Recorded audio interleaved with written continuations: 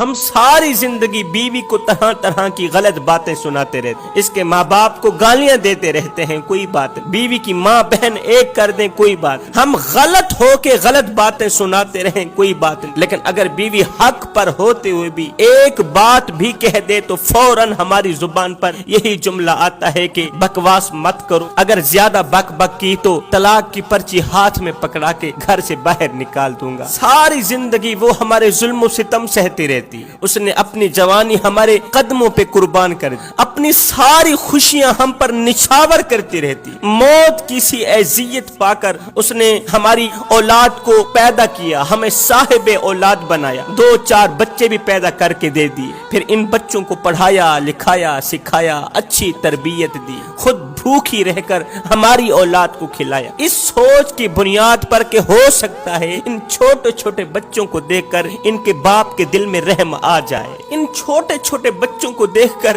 ان کے باپ کو مجھ پہ ترس آ جائے، ہو سکتا ہے۔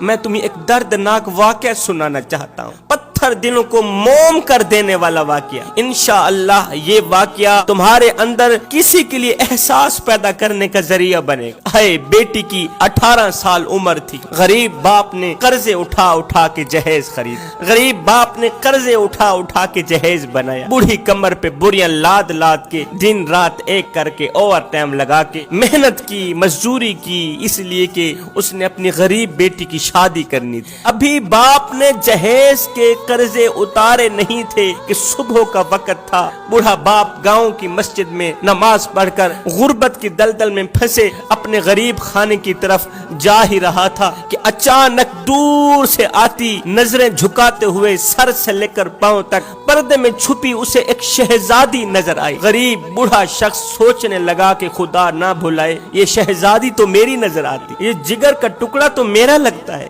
لیکن میری بیٹی تو کبھی گھر سے باہر اکیلی نہیں نکلی تھی، اکیلے باہر نہ نکلنے والی آج اپنے شوہر کے بغیر پوری رات اس نے سفر کیسے کیا، اپنے شوہر کے بغیر میری طرف کیسے آ رہی، پوری رات سفر میں گزارنے کی وجہ ہی کیا بنی۔ یہ سوچتے ہی غریب باپ شہزادی کی طرف دوڑ پڑا، آنے والی شہزادی کی طرف دوڑ پڑا، قریب جا کر دیکھا کہ شہزادی کی آنکھیں خون کے آنسو بہا رہی، شہزادی رو رہی، بوڑھے باپ نے پیشانی چومتے ہوئے بیٹی کی آنکھوں سے آنسو صاف کرتے ہوئے کہا، او میری بیٹی تم کیوں رو رہی، تمہارے رونے کی وجہ ہی کیا ہے، کائنات کی ساری خوشیاں مول خرید کے تمہارے قدموں پہ قربان کر دوں، میری بیٹی کو کیا ہو گیا، میری بیٹی اتنا کیوں رو رہی، اس قدر رات کی تاریکی میں میرے تک آنے کی وجہ ہی کیا بنی، شوہر کو کیوں ساتھ نہیں لے کر آئے۔ ہائے جوانو، جب بوڑھے باپ نے رات کی تاریکی میں بیٹی سے سفر کرنے کی وجہ پوچھی ہوگی تو آگے بیٹی نے کہا ہوگا کہ ابا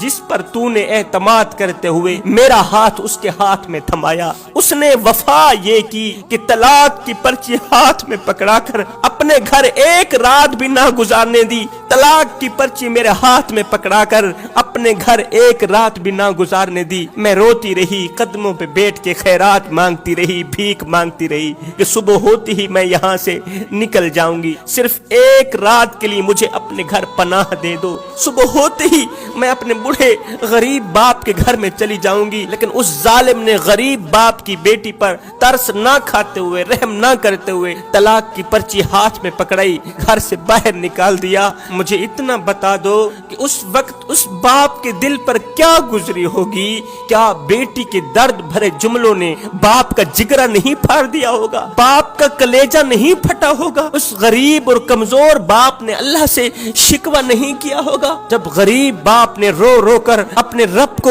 فریادیں سنائی ہوں گی تو کیا خیال ہے فرشتوں کو رونا نہیں آ گیا ہوگا، فرشتوں نے اس کی بد دعا پر آمین نہیں کہا ہوگا۔ ہائے کسی کو اتنا مت ستاؤ میرے بھائیوں، کسی کو اتنا مت رلاؤ کہ وہ اللہ کے سامنے تمہارا نام لے کر رو پڑے۔